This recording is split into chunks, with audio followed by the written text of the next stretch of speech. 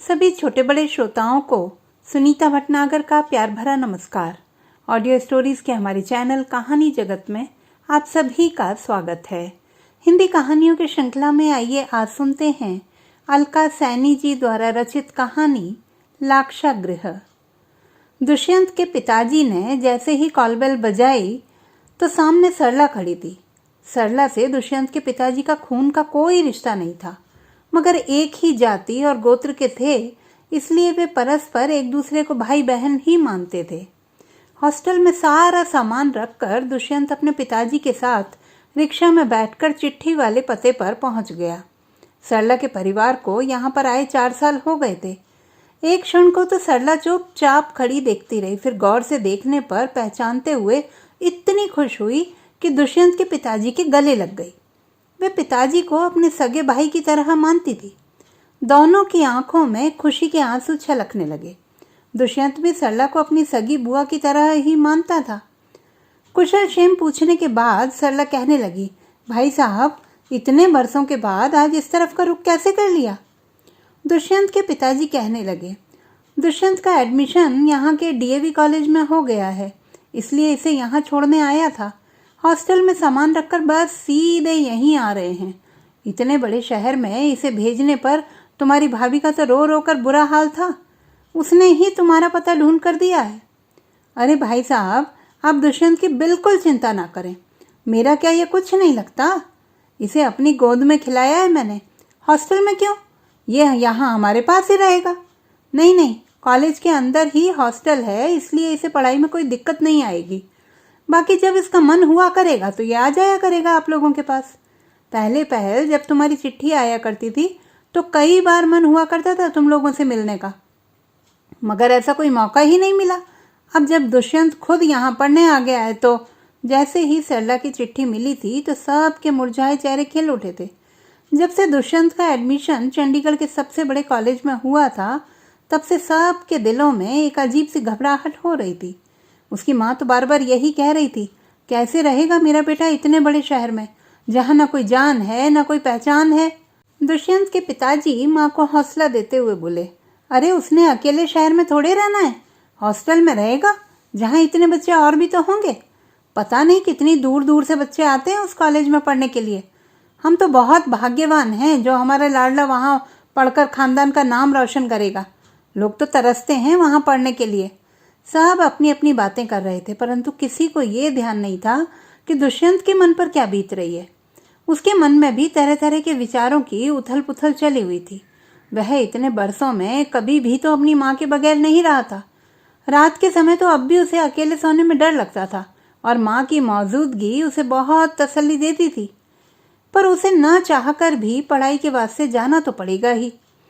तभी दुष्यंत के बड़े भैया को याद आया कि उनके पुराने पड़ोसी भी आजकल चंडीगढ़ में ही तो रह रहे थे। फिर माँ को याद आया कि शुरू में उनकी चिट्ठी कई बार आती थी। फिर काफ़ी देर तक ढूंढने के बाद माँ को उनकी चिट्ठी मिल गई। दुष्यंत की माँ वह चिट्ठी उसके पिताजी को दिखाते हुए कहने लगी, सरला दीदी के परिवार को कितने साल हो गए यहाँ से गए हुए, अब तो उनकी कोई चिट्ठी भी नहीं आई काफ़ी समय से। पता नहीं वे लोग पहचानेंगे भी या नहीं। सरला के 2 बेटे थे। वे लोग जब दुष्यंत के पड़ोस में रहते थे तब दोनों परिवारों का एक जगह उठना बैठना था। फिर जब उनके बड़े बेटे मुकेश की नौकरी चंडीगढ़ के एक बैंक में लग गई तो वे लोग वहाँ से चले गए थे। शुरू में बातचीत होती रहती थी, फिर दूर होने के कारण मेल जोल कम होता चला गया। उसके पिताजी ने उसकी माँ को वह चिट्ठियाँ संभाल कर रखने की हिदायत दी, जिनके मिलने पर सबके चेहरे, खास करके दुष्यंत का मुरझाया चेहरा खिल उठा था। फिर वह दिन भी आ गया जब दुष्यंत अपने पिताजी के साथ बस में बैठकर अपने सारे सामान के साथ चंडीगढ़ की तरफ रवाना हो गया। उसकी माँ का तो रो रो कर बुरा हाल था। पहली बार जो अपने जिगर के टुकड़े को अपने से अलग कर रही थी। यही सारी बातें सोचते सोचते पिताजी किसी दूसरी दुनिया में खो गए थे। अचानक सरला ने उनका ध्यान भंग किया। सरला ने अपनी बहू को चाय नाश्ते के लिए आवाज़ लगाई। सामने उनके बड़े बेटे मुकेश की पत्नी खड़ी थी। मुकेश और दुष्यंत हम उम्र ही थे। इस तरह उसका परिचय शिवानी भाभी से हुआ। बस तब से जब भी कोई दिन त्योहार होता तो सरला शिवानी भाभी से फ़ोन करवाकर उसे बुलवा लेती। शिवानी भाभी भी स्वभाव की बहुत ही नेक दिल औरत थी। वह दुष्यंत को सगे देवर से भी ज्यादा स्नेह करती थी। इस तरह एक अजनबी शहर में दुष्यंत को अपनों का एक आशियाना मिल गया था। जब भी किसी मुश्किल में होता तो वह शिवानी भाभी से सलाह मशवरा करता। एक बार जब दुष्यंत बहुत बीमार हो गया और अस्पताल में भर्ती करवाना पड़ा तो शिवानी भाभी ने उसकी खूब सेवा की थी। इस तरह दुष्यंत उस परिवार का हमेशा के लिए कर्जदार हो गया था।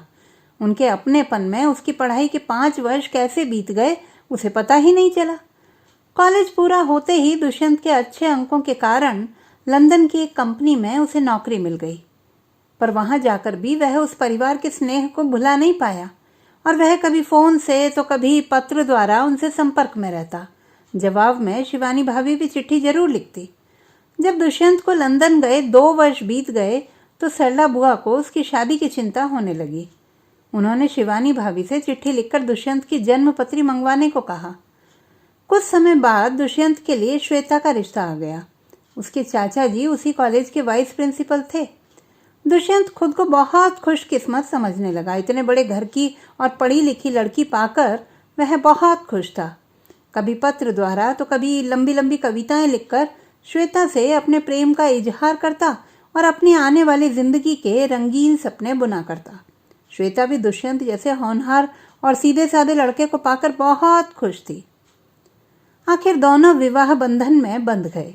श्वेता बड़े शहर में पली बढ़ी थी, इसीलिए उसे दुष्यंत के घर का माहौल और पहनावा कतई पसंद नहीं आया, पर वह ये जानती थी कि कुछ दिनों बाद ही तो उन्हें लंदन चले जाना है।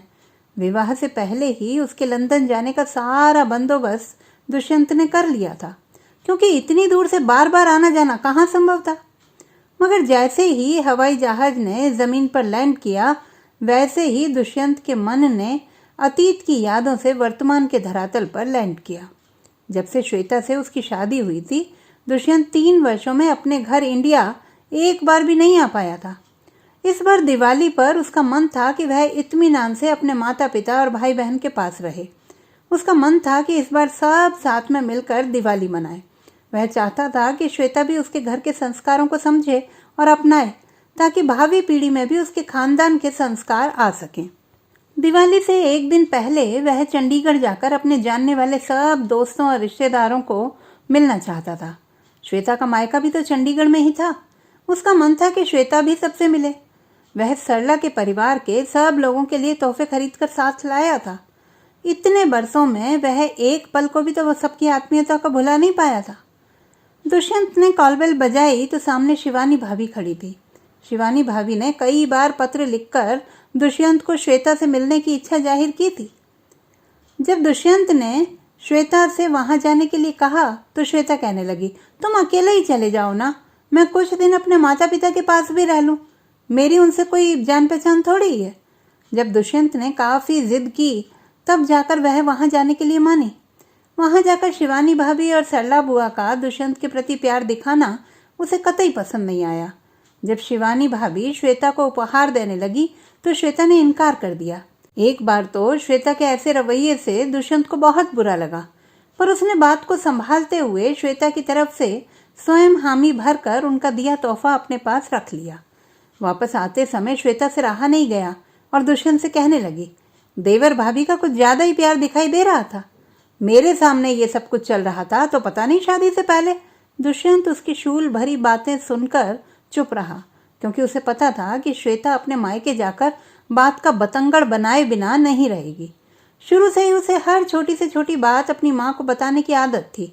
वह दुष्यंत के सामने भी उसे और उसके घर वालों को बुरा भला कहने की कसर नहीं छोड़ती थी कि इन लोगों ने झूठ बोलकर उसकी शादी दुष्यंत से करवा दी है। जो साड़ी शिवानी भाभी ने श्वेता को दी थी उसे दिखाते हुए उसने जानबूझकर अपनी माँ से कहा, मम्मी ये साड़ी इनकी प्यारी भाभी ने दी है। इतने पुराने जमाने की साड़ी मेरे पहनने लायक कहाँ है, इसलिए वो जो आपकी काम वाली आती है ना उसे मेरी तरफ से दे देना।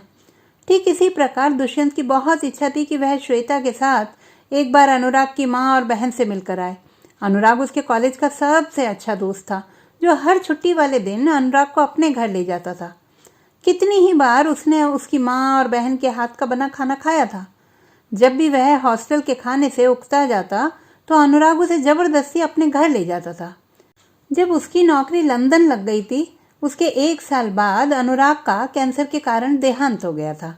उसकी माँ उसे अपने बेटे की तरह मानती थी और दुष्यंत को देखकर उसकी माँ के आंसू थमते ही ना थे। तब से अनुराग की बहन सीमा भी उसे अपने भाई की तरह मानने लगी और हर साल उसे राखी जरूर भेजती।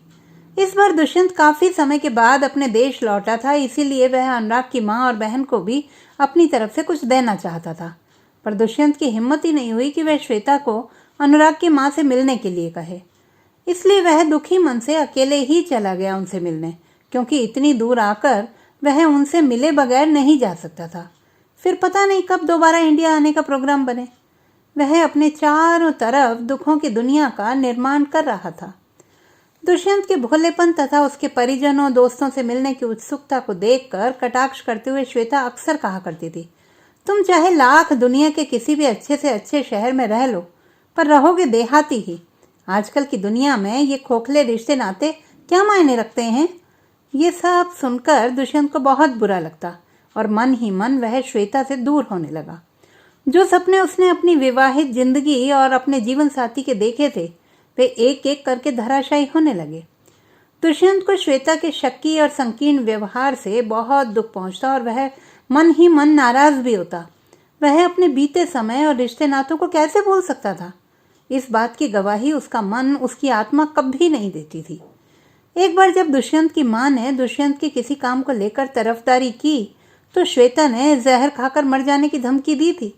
तब से माँ ने फिर कभी उसके मामलों में हस्तक्षेप करना उचित ही नहीं समझा।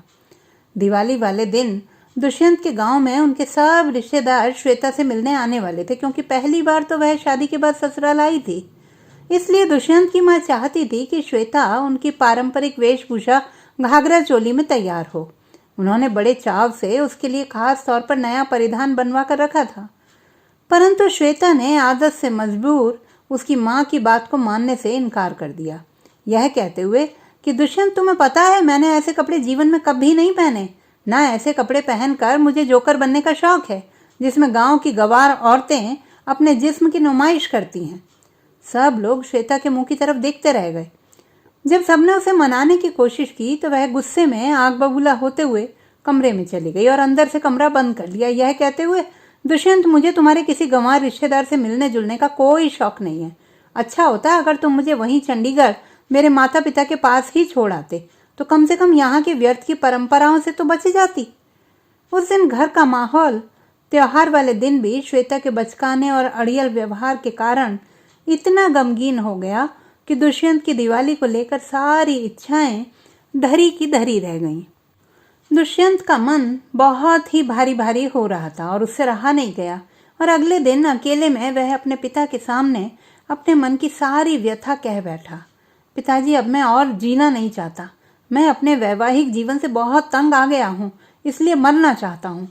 दुष्यंत सब भाई बहनों में से शुरू से ही सबसे ज्यादा भोला भाला था, इसलिए उसकी इतनी दयनीय हालत उसके पिता से बर्दाश्त नहीं हुई और दिवाली के कुछ दिनों बाद ही उसके पिताजी सदमे के कारण स्वर्ग से धार गए। दुष्यंत का मन खून के आंसू रोता रहता, पर वह किसी से कुछ भी नहीं कह पाता। उसे हर पल लगने लगा कि जैसे उसकी वजह से ही उसके पिताजी इस दुनिया से चले गए हैं। वह अपने पिता को न केवल अपना गुरु बल्कि एक अच्छा दोस्त भी मानता था। आज वह अपने आप को उस चौराहे पर अकेला पा रहा था जिस चौराहे पर कभी उसके पिताजी ने उसकी उंगलियां थामी थी। वह अपने भीतर ही भीतर घुटता जा रहा था।